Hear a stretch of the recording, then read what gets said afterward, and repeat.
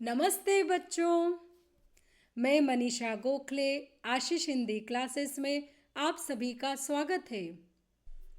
आज हम पढ़ने वाले हैं आपकी पूरक पुस्तक संचयन भाग 2 से पाठ 2 सपनों के से दिन का दूसरा और अंतिम भाग, जिसे लिखा है गुरदयाल सिंह जी ने। तो चलिए शुरू करते हैं। इस भाग में आए कठिन शब्द और मुहावरों के अर्थ मैं यहाँ दे रही हूँ ताकि पाठ पढ़ते समय आपको आसानी हो। पाठ के पहले भाग में हमने लेखक के बचपन के बारे में जाना। लेखक गांव से मंडी में अपने काम के सिलसिले में आए परिवारों में से एक परिवार का सदस्य है। उसे दूसरे बच्चों के साथ खेलना कूदना बहुत पसंद है। पढ़ाई से वह दूर भागता है। वह और उसके मित्रों को पढ़ाई बिल्कुल नहीं पसंद है। साथ ही उनके परिवार की आर्थिक स्थिति बहुत कमज़ोर है और सारे बच्चे पढ़ाई करने की बजाय अपने माता पिता की काम में मदद करना ज़्यादा आसान काम समझते हैं। साथ ही लेखक ने गर्मी की छुट्टियों में वो किस तरह से मौज मस्ती करते थे इसके बारे में बताया और गर्मी के छुट्टियों में दिए गए होमवर्क को पूरा करने में क्या क्या डिफ़िकल्टीज आती थी यह बताया। फिर अपने स्कूल के बारे में बताया कि क्यों उन्हें स्कूल में पढ़ाई करने जाना पसंद नहीं था, क्योंकि अध्यापकों के द्वारा पिटने का डर हमेशा मन में बना रहता था। चलिए अब आगे बढ़ते हैं। परंतु कभी कभी ऐसी सभी स्थितियों के रहते स्कूल अच्छा भी लगने लगता था।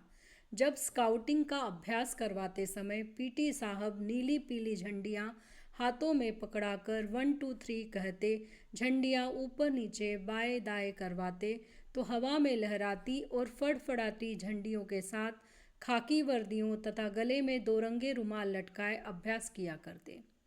तो यहाँ पर राइटर यह भी बता रहा है कि यूं तो स्कूल जाना किसी भी बच्चे को पसंद नहीं था, राइटर को खुद भी नहीं पसंद था, पर कभी कभी उसे स्कूल जाना बहुत अच्छा लगता था। स्पेशली जब स्कूल में स्काउटिंग की प्रैक्टिस होती थी, स्काउटिंग का अभ्यास होता था, तब पीटी सर उनको साफ धुली हुई यूनिफॉर्म देते थे, ब्राउन कलर की यूनिफॉर्म या खाकी वर्दी, साथ में गले में डबल कलर वाला दोरंगा रुमाल दिया जाता था और हाथों में नीली पीली झंडियाँ होती थी, जिन्हें लहराते हुए बच्चे बिल्कुल सैनिकों की तरह 1 2 1 2 3 करते हुए दाएं बाएं चलते थे। हम कोई गलती न करते तो वह अपनी चमकीली आंखें हल्के से झपकाते कहते, शाबाश, वेल बिगिन अगेन, 1 2 3 3 2 1।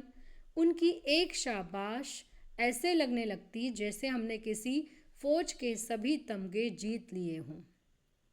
तो यहाँ पर राइटर बता रहा है कि जब वो बहुत अच्छे से प्रैक्टिस करते थे और दिए गए ऑर्डर के हिसाब से मूव करते थे, तो जो पीटी सर है वो बहुत खुश हो जाते थे और धीमे से कहते थे कि बहुत अच्छा किया, एक बार फिर से करो। और इस तरह की जो शाबाशी थी वो उन्हें ऐसा लगता था कि जैसे उन्हें वो सेना में है और उन्हें कोई तमगा या मेडल मिल रहा है। कभी यही एक शाबाश सभी मास्टरों की ओर से हमारी सभी कॉपियों पर साल भर की लिखी गुड्डों से अधिक मूल्यवान लगने लगती। कभी ऐसा भी लगता कि कई साल की सख्त मेहनत से प्राप्त की पढ़ाई से भी पीटी साहिब के डिसिप्लिन में रहकर प्राप्त की गुडविल बहुत बड़ी थी।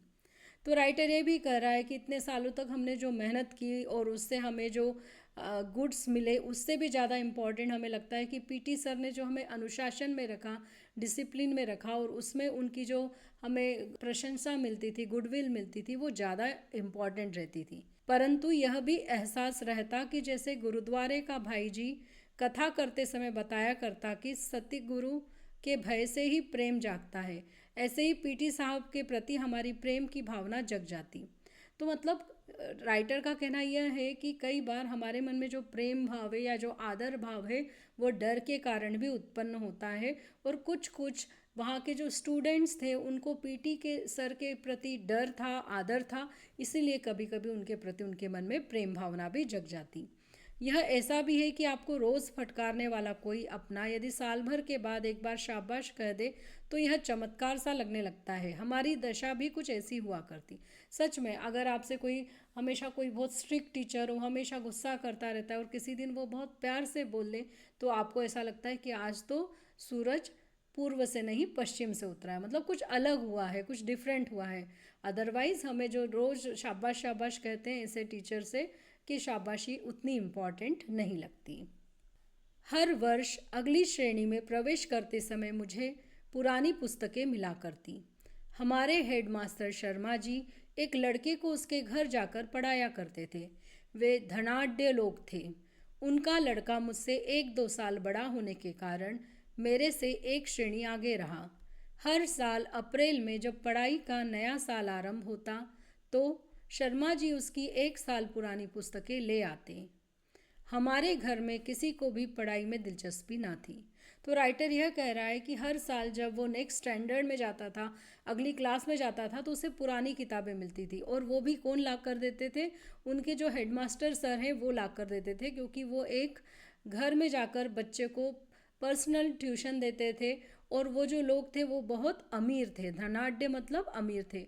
तो उनका जो बेटा था वो राइटर से केवल एक क्लास आगे पढ़ रहा था।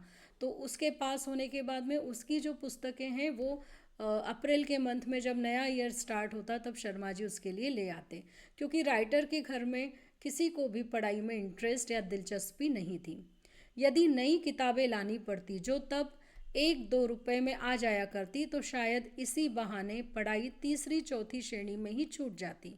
कोई 7 साल स्कूल में रहा तो एक कारण पुरानी किताबें मिल जाना भी था।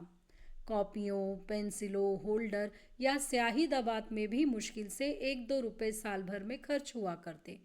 परंतु उस जमाने में 1 रुपया भी बहुत बड़ी रकम हुआ करती थी।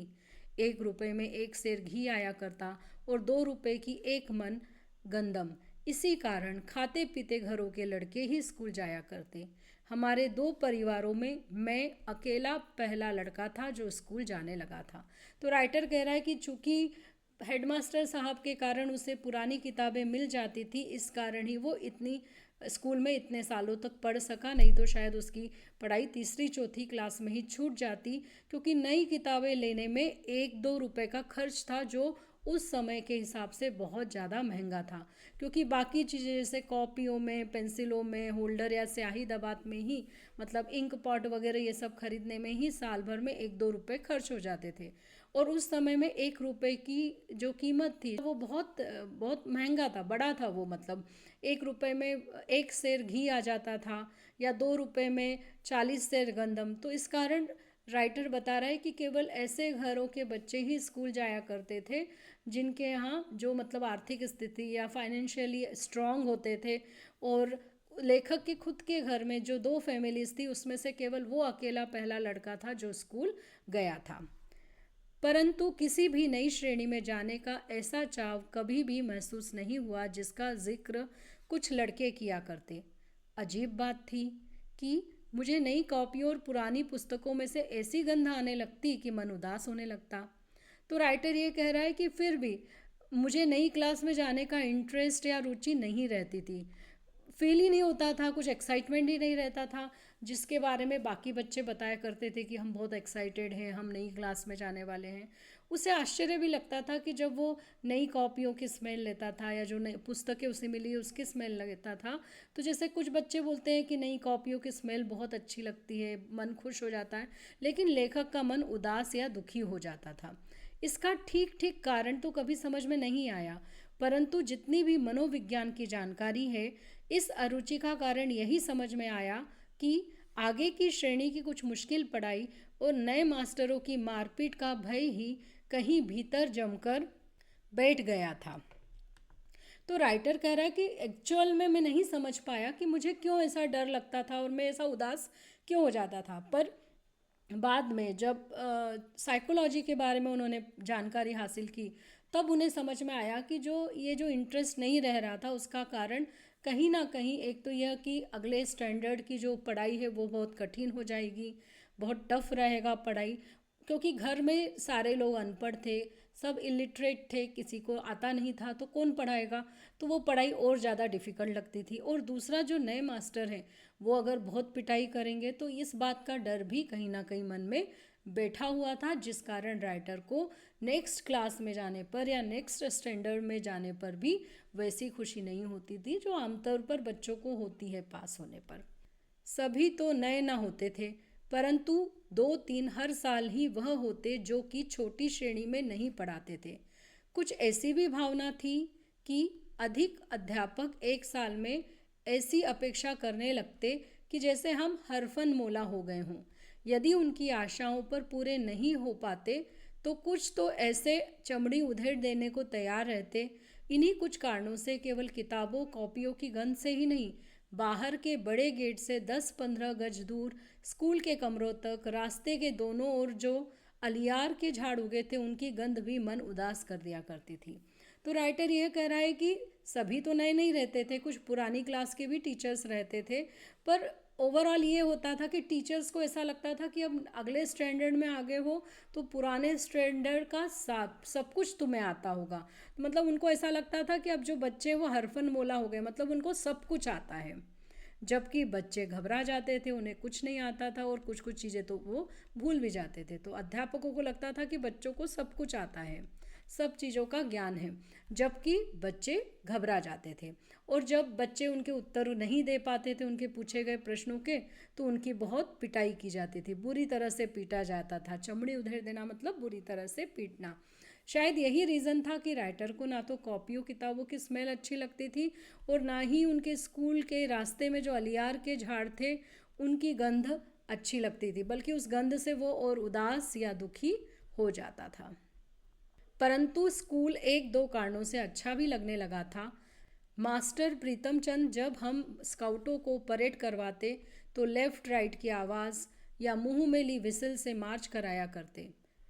फिर राइट टर्न या लेफ़्ट टर्न या अबाउट टर्न कहने पर छोटे छोटे बूटों की एड़ियों पर दाएं बाएं या एकदम पीछे मुड़कर बूटों की ठक ठक करते अकड़ कर चलते तो लगता जैसे हम विद्यार्थी नहीं, बहुत महत्वपूर्ण आदमी हो, फौजी जवान। तो राइटर ये कह रहा है कि एक दो रीजंस थे जिसके कारण स्कूल उसे अच्छा लगता था, स्पेशली जब स्काउट की परेड होती थी, जब प्रीतम चंद अपनी विसिल की आवाज़ से या मुंह से एक दो करके उनसे परेड करवाते थे और उन्हें इंस्ट्रक्शंस देते थे, above turn, right turn, left turn. और बच्चे अपने छोटे छोटे जूतों की एड़ियों पर जब वो टर्न करते थे हिल्स के ऊपर और फिर ठक करके पैर मारते थे, तो उन्हें ऐसा लगता था जैसे वो स्टूडेंट नहीं है बल्कि वो आर्मी के जवान हैं। दूसरे विश्व युद्ध का समय था, परंतु हमारी नाभा रियासत का राजा अंग्रेज़ों ने 1923 में गिरफ्तार कर लिया था और तमिलनाडु में कोडाई कैनाल में ही जंग शुरू होने के पहले उसका देहांत हो गया था। उस राजा का बेटा कहते थे अभी विलायत में पढ़ रहा था, इसलिए हमारी देसी रियासत में भी अंग्रेज की ही चलती थी। फिर भी राजा के न रहते अंग्रेज़ हमारी रियासत के गांवों से जबरन भर्ती नहीं कर पाया था।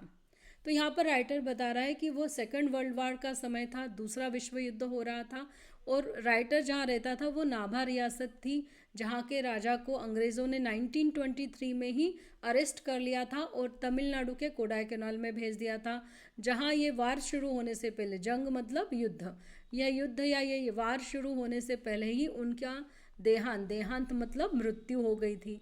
और उनका एक बेटा था जो कि विलायत मतलब विदेश में पढ़ता था, और विदेश में पढ़ता था और इस कारण वहाँ पर कोई नहीं था राजा के बाद। इस कारण जो अंग्रेज़ थे वही उनके रियासत पर शासन कर रहे थे, पर फिर भी अंग्रेज़ उन्हें ज़ोर ज़बरदस्ती करके फ़ौज में भर्ती नहीं कर सकते थे। इस कारण वहाँ पर क्या होता था, लोगों को फ़ौज में भर्ती करने के लिए जब कुछ अफसर आते तो उनके साथ कुछ नौटंकी वाले भी हुआ करते। वे रात को खुले मैदान में शामियाने लगाकर लोगों को फ़ौज के सुख आराम बहादुरी के दृश्य दिखाकर आकर्षित किया करते।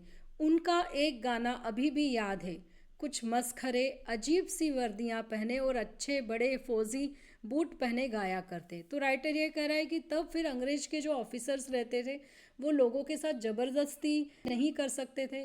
तो राइटर यहाँ बता रहा है कि अंग्रेज़ों के जो ऑफिसर्स जब वहाँ आते थे तो लोगों को फ़ौज में या सेना में भर्ती करने के लिए वो कुछ ड्रामा वगैरह एक्ट करते थे या स्ट्रीट प्ले करते थे, जो कि रात में खुले मैदान में होता था, शामियाना या टेंट लगाकर। और उसमें लोगों को सेना में भर्ती होने के बाद में, मतलब सेना में वर्क करने के बाद में क्या क्या आपको फैसिलिटीज़ मिलेगी, क्या क्या आराम मिलेगा और कैसे आप ब्रेवरी के साथ लड़ेंगे, बहादुरी के साथ लड़ेंगे, ऐसे पिक्चर्स, ऐसे सीन दिखाकर अट्रैक्ट किया जाता था कि वो अपना माइंड चेंज कर लें और वो भर्ती हो जाएं, मतलब वो आर्मी ज्वाइन कर लें। तो उस समय कुछ गाने भी गाए जाते थे, और जो वहाँ पर जो मस्खरे मस्खरे मतलब जो जोकर्स रहते थे, वो डिफरेंट डिफरेंट टाइप के ड्रेसेस पहनते थे, यूनिफॉर्म्स पहनते थे, और बड़े बड़े आर्मी के शूज़ पहनते थे और ऐसे गाते थे, भर्ती हो जा रे रंगरूट, भर्ती हो जा रे, अठे मिले से टूटे लीतर, उठे मिलेंदे बूट, भर्ती हो जा रे रंगरूट, अठे पहन से फटे पुराने, उठे मिलेंगे सूट, भर्ती हो जा रे रंगरूट, भर्ती हो जा रे।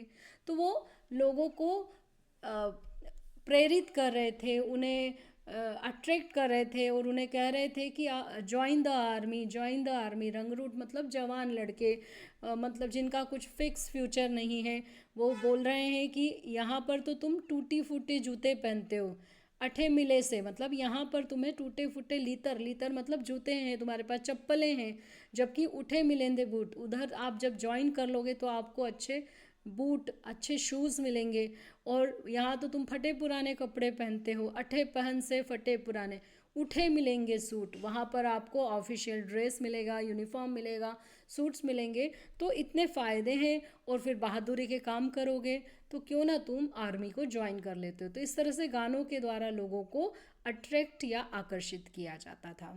तो इन बातों से आकर्षित हो कुछ नौजवान, कुछ यंग लोग भर्ती के लिए तैयार भी हो जाते थे, मतलब सेना को ज्वाइन भी कर लेते थे। कभी कभी हमें भी महसूस होता कि हम भी फौजी जवानों से कम नहीं। धोबी की धुली वर्दी और पॉलिश किए बूट और जुराबों को पहने जब हम स्काउटिंग की परेड करते तो लगता हम फौजी ही हैं। तो यहाँ पर राइटर बता रहा है कि कभी कभी बचपन में उन्हें भी लगता था कि जैसे वो भी आर्मी मैन है या आर्मी के जवान हैं, क्योंकि जब वो साफ धुली हुई यूनिफॉर्म पहनते थे स्काउटिंग की, और साथ में पॉलिश जूते मोजे पहनते थे, तो उन्हें ऐसा लगता था परेड करते समय कि वो खुद भी एक सैनिक हैं। मास्टर प्रीतम चंद को स्कूल के समय में कभी भी हमने मुस्कराते या हंसते न देखा था। उनका ठिगना कद, दुबला पतला परंतु गठीला शरीर, माता के दागों से भरा चेहरा और बाज सी तेज आंखें, खाकी वर्दी, चमड़े के चौड़े पंजों वाले बूट, सभी कुछ ही भयभीत करने वाला हुआ करता। तो राइटर बता रहे हैं कि जो मास्टर प्रीतम चंद थे वो बहुत सीरियस मूड वाले, बहुत गंभीर किस्म के व्यक्ति थे, जो कभी स्कूल में मुस्कुराते नहीं थे, हंसना तो दूर की बात है। और उनकी जो हाइट थी वो कम थी, दुबले पतले थे, और बॉडी अच्छी बिल्ट की हुई थी, अच्छी गठीला शरीर था, लेकिन उनके चेहरे पे चिकन पॉक्स के दाने दाने रह गए थे, जिसके कारण वो डरावना लगता था, और उनकी आंखें छोटी छोटी बाज जैसी थी, और ब्राउन यूनिफॉर्म पहनते थे और चमड़े के चौड़े जूते पहनते थे। ये सब देख के सारे बच्चे उनसे बहुत डरा करते थे। उनके बूटों की ऊंची एड़ियों के नीचे भी खुरियां लगी रहती, जैसे तांगे के घोड़े के पैरों में लगी रहती है। अगले हिस्से में पंजों के नीचे मोटे सिरों वाले कील ठुके होते। यदि वह सख्त जगह पर भी चलते तो खुरियों और कीलों के निशान वहां भी दिखाई देते। हम ध्यान से देखते, इतने बड़े और भारी भारी बूट पहनने के बावजूद उनके टखनों में कहीं मोच तक नहीं आती थी। उनको देखकर हम यदि घर वालों से बूटों की मांग करते तो माँ बाप यही कहते कि टखने टेढ़े हो जाएंगे, सारी उम्र सीधे ना चल पाओगे। तो राइटर बता रहा है कि उनके जो जूते थे वो बहुत चौड़े हुआ करते थे, उसमें खुरियाँ और कीलें ठुकी होती थी, जिसके कारण बहुत आवाज़ भी करते थे, और जहाँ पर भी वो चलते थे वहाँ पर उसके निशान हो जाते थे। इतने भारी जूते पहनने पर भी कभी उनके पैरों में मोच नहीं आई। मास्टर प्रीतम चंद से हमारा डरना तो स्वाभाविक था, परंतु हम उनसे नफरत भी करते थे। कारण तो उसका मारपीट था। हम सभी को, जो मेरी उम्र के हैं, वह दिन नहीं भूल पाया जिस दिन वह हमें चौथी श्रेणी में फारसी पढ़ाने लगे थे। हमें उर्दू का तो तीसरी श्रेणी तक एक अच्छा अभ्यास हो गया था, परंतु फारसी तो अंग्रेज़ी से भी मुश्किल थी। तो राइटर कह रहा है कि मास्टर प्रीतम चंद से सभी लोग डरते थे और वो बहुत नेचुरल था, लेकिन अब हम उनसे नफरत करने लगे थे, हेट्रेट करने लगे थे, घृणा करने लगे थे, और उसका रीज़न यही था कि वो बहुत अधिक मारते थे। राइटर बोल रहा है कि वह और उसके जैसे जितने भी बच्चे थे वो सब उस दिन को नहीं भूल सकते जब चौथी ग्रेड में या फोर्थ क्लास में उन्हें वे फ़ारसी लैंग्वेज सिखाया करते थे। तीसरी ग्रेड तक उन लोगों को उर्दू लैंग्वेज थी और फोर्थ ग्रेड से फ़ारसी थी, जो अंग्रेज़ी से भी डिफ़िकल्ट लगती थी। अभी हमें पढ़ते एक सप्ताह भी ना हुआ होगा कि प्रीतम चंद ने हमें एक शब्द रूप याद करने को कहा और आदेश दिया कि कल इसी घंटी में ज़बानी सुनेंगे। हम सभी घर लौटकर रात देर तक उसी शब्द रूप को बार बार याद करते रहे, परंतु केवल 2-3 ही लड़के थे जिन्हें आधी या कुछ अधिक शब्द रूप याद हो पाया। दूसरे दिन बाकी सबको सुनाने के लिए कहा तो एक भी लड़का ना सुना पाया। तभी मास्टर जी गुर्राए, सभी कान पकड़ो।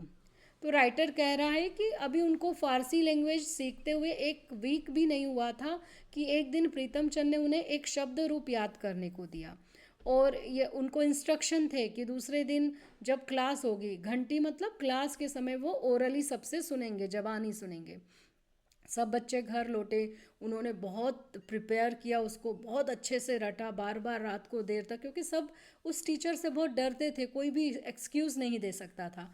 लेकिन क्या हुआ कि दूसरे दिन कुछ बच्चे ही थोड़ा बहुत बता पाए, उससे ज़्यादा किसी को भी आधे से भी ज़्यादा वो शब्द रूप याद नहीं रहा। और जब सबकी बारी आई और कोई भी नहीं सुना पाया तो जो मास्टर जी थे वो गुर्राए, मतलब गुस्से में बोले ज़ोर से कि सभी को अब कान पकड़ना पड़ेगा। हमने झुककर टांगों के पीछे से बाहें निकालकर कान पकड़े तो वो गुस्से से चीखे, पीठ ऊंची करो।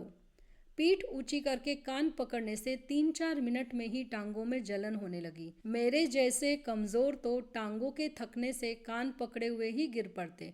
जब तक मेरी और हरबंस की बारी आई तब तक हेडमास्टर शर्मा जी अपने दफ्तर में आ चुके थे। तो जो टीचर थे पीटी सर, उन्होंने सारे बच्चों को मुर्गा बनने का आदेश दिया। मुर्गा बनने के लिए आपको अपने हाथों को पैरों के पीछे से अंदर से निकालकर कान को पकड़ना रहता है, जिसमें कि पीठ ऊंची हो जाती है और शरीर झुक जाता है। तो राइटर कह रहा है कि इस तरह से 2-3 मिनट रहने में ही पैर दुखने लगते हैं और वो तो बहुत कमज़ोर था प्रकृति से। वो बोला मेरे जैसा तो गिर जाता, पर जब तक मेरा टर्न आता तब तक जो प्रिंसिपल सर थे वो अपने ऑफिस में आ चुके थे। जब हमें सज़ा दी जा रही थी तो उसके कुछ समय पहले शर्मा जी स्कूल की पूरब की ओर बने सरकारी अस्पताल में डॉक्टर कपलाश से मिलने गए थे। वह दफ्तर के सामने की ओर चले आए। आते ही जो कुछ उन्होंने देखा वह सहन नहीं कर पाए। शायद यह पहला अवसर था कि वह पीटी प्रीतम चंद की उस बर्बरता को सहन न कर पाए, बहुत उत्तेजित हो गए थे। तो वो राइटर बता रहा है कि थोड़ी देर पहले ही जो प्रिंसिपल सर थे वो स्कूल के इस साइड में जो एक गवर्नमेंट हॉस्पिटल था वहाँ पर डॉक्टर कपलास से मिलने गए थे और जब वह ऑफिस वापस आ रहे थे तो आते हुए उन्होंने देखा कि किस तरह से जो पीटी सर हैं वो ग्रेड 4 के बच्चों को इतनी कठिन, इतनी मुश्किल सज़ा दे रहे हैं, इतनी डिफ़िकल्ट पनिशमेंट दे रहे हैं और वो उन्हें सहन नहीं हुआ, उन्हें बहुत गुस्सा आया। ये पहला अवसर, यह पहला मौका था जबकि उन्हें उनकी जो बर्बरता मतलब पशुता जो उन्होंने दिखाई थी, बच्चों के प्रति बिल्कुल भी दया भाव नहीं, तो वो उन्हें बिल्कुल पसंद नहीं आई, सहन नहीं हुई और वो बहुत उत्तेजित हो गए, मतलब वो बहुत गुस्से में आ गए और वो बोले, what are you doing? Is it the way to punish the students of 4th class? Stop it at once.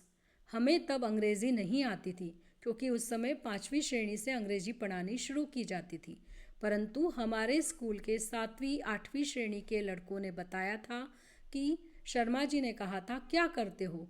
क्या चौथी श्रेणी को सज़ा देने का यह ढंग है? इसे फ़ौरन बंद करो। तो राइटर यहाँ पर जो शर्मा जी पीटी सर के ऊपर चिल्ला है वो सब बता रहा है कि किस तरह से अंग्रेज़ी में उन्होंने उनको बहुत गुस्से में डांटा था और बाद में उन बच्चों को तो कुछ समझ में नहीं आया था क्योंकि उन्हें इंग्लिश नहीं आती थी। 5th ग्रेड से इंग्लिश पढ़ाना शुरू की जाती थी, तो उनकी ही स्कूल के जो 7th 8th ग्रेड के बच्चे थे उन्होंने उन्हें बताया कि इस तरह से शर्मा जी ने पीटी सर को डांटा है कि ये जो बच्चों को डांटने का ढंग है, सज़ा देने का ढंग है, वो बिल्कुल सही नहीं है, इसे तुरंत, फ़ौरन मतलब तुरंत बंद करो। शर्मा जी गुस्से से कांपते बरामदे से ही अपने दफ्तर में चले गए थे। फिर जब प्रीतम चंद कई दिन स्कूल नहीं आए तो यह बात सभी मास्टरों की ज़ुबान पर थी कि हेडमास्टर शर्मा जी ने उन्हें मुअत्तल करके अपनी ओर से आदेश लिखकर मंजूरी के लिए हमारी रियासत की राजधानी नाभा भेज दिया है। वहाँ हरजी लाल नाम के महकमा तालीम के डायरेक्टर थे जिनसे ऐसे आदेश की मंजूरी आवश्यक थी।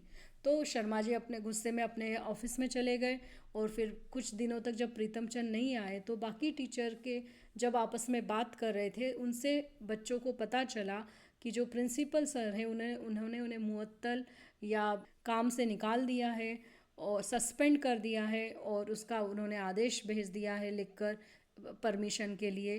कहाँ पर जो बोर्ड ऑफ एजुकेशन है उनके जो डायरेक्टर हैं उन्हें, जो कि रियासत की राजधानी नाभा में रहते हैं, तो वहाँ पर जो ऑफिस है शिक्षा विभाग है, जो एजुकेशन ऑफिस है, वहाँ पर उन्होंने भेज दिया है परमिशन को ग्रांट करने के लिए। उस दिन के बाद यह पता होते हुए भी कि पीटी प्रीतम चंद को जब तक नाभा से डायरेक्टर बहाल नहीं करेंगे तब तक वह स्कूल में कदम नहीं रख सकते, तब भी फारसी की घंटी बजती तो हमारी छाती धक धक करती फटने को आती। परंतु जब तक शर्मा जी स्वयं या मास्टर नोहरिया राम जी कमरे में फारसी पढ़ाने न आते, हमारे चेहरे मुरझाए रहते।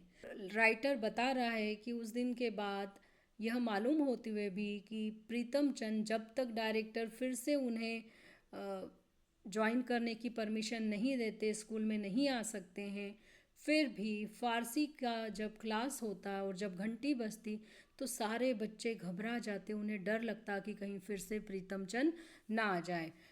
तब तक उनका चेहरा उदास रहता जब तक कि शर्मा सर या जो मास्टर नोहरिया राम जी हैं वो उन्हें फारसी पढ़ाने नहीं आ जाते। फिर कई सप्ताह तक पीटी मास्टर स्कूल नहीं आए। पता चला कि बाजार में एक दुकान के ऊपर उन्होंने जो छोटी छोटी खिड़कियों वाला चौबारा किराए पर ले रखा था वहीं आराम से रह रहे हैं। कुछ 7वीं 8वीं के विद्यार्थी हमें बताया करते कि उन्हें मुअत्तल होने की रत्ती भर भी चिंता नहीं थी। तो जब 1 वीक तक जब पीटी सर नहीं आए तो बच्चों में आपस में बातचीत होती थी।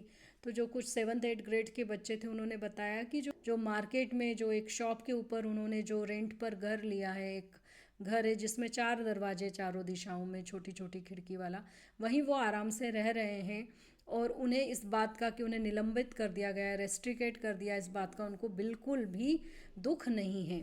पहले की तरह ही आराम से पिंजरे में रखे 2 तोतों को दिन में कई बार भिगोकर रखे बादामों की गिरियों का छिलका उतारकर उन्हें खिलाते, उनसे बातें करते रहते हैं। उनके वे तोते हमने भी कई बार देखे थे।